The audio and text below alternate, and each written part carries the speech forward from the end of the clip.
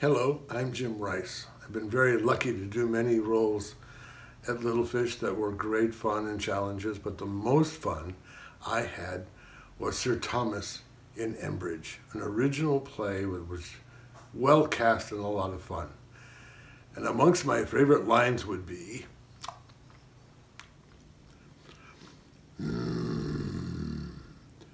Miss Emily.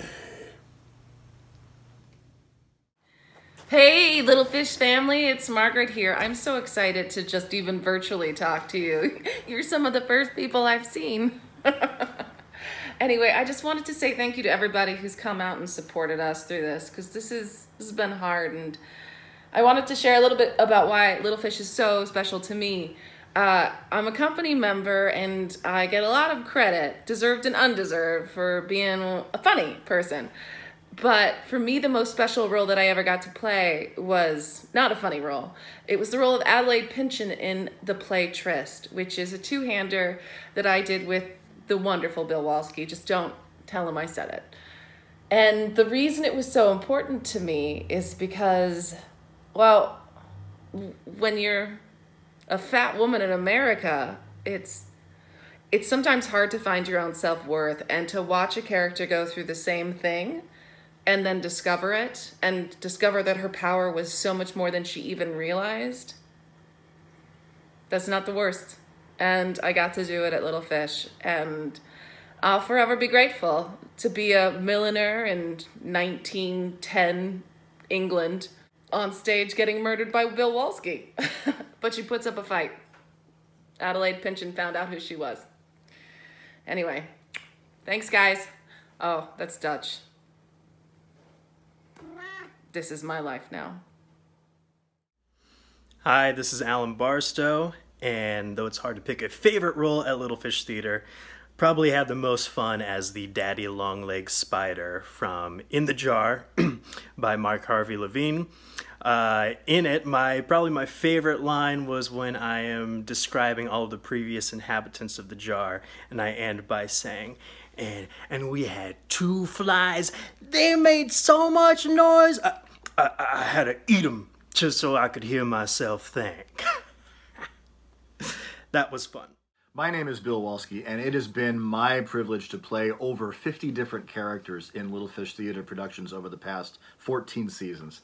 Many of them come to mind very fondly, but my favorite is that of Elliot Cooper in 2019's The Country House, written by Donald Margulies. Elliot was the one person who didn't make it big in a family full of legendary entertainers. And if that chip on his shoulder wasn't big enough, he had just lost his sister, the one person that he felt truly understood him, to cancer. It was a role that was full of anger and pain and feelings of rejection and inadequacy and loss. And as if the opportunity to play this character wasn't enough of a gift, I also felt like I was in an emotional place in my personal life where I truly could identify and sympathize with this character. I also felt like I had the opportunity to put to use all of the skills that I had learned in 30 years of acting to bring this character to life on stage and create this vulnerable, raw, soul-bearing performance that the story called for. The show had a brilliant director at the helm, my wife, Holly. It had just this beautiful love letter of a script, and it had one of the finest casts that I've ever worked with. You know, some roles you're ready to hang up as soon as the show closes and the lights go down for the last time.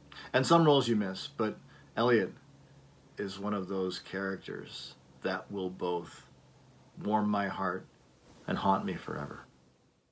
Hi, my name is Brandy Bock. I am a Little Fish Theater company member, and I would have to say my favorite role that I have played on the Little Fish stage was the role of Alexandra Kerfuffle in Eric Overmyer's On the Verge. And I really liked playing that role because I found Alexandra's energy, her curiosity, her zest for life, really refreshing and really fun to dive into. I'm also the queen of mixed metaphors and malapropisms, like Alexandra. So it was kind of fun to not only do those, but realize how much of that I actually do in my own life at the same time. And the language of the play was a lot of fun, challenging, but a lot of fun to do. I'd say one of my favorite challenging lines, but wound up being one of my favorite lines, was ineligible dirigible, illegible dirigible, incorrigible dirigible, gerbil and a dirigible. I'll wager it's one of those words that has no true rhyme in English. Of course, it isn't an English word, is it? If you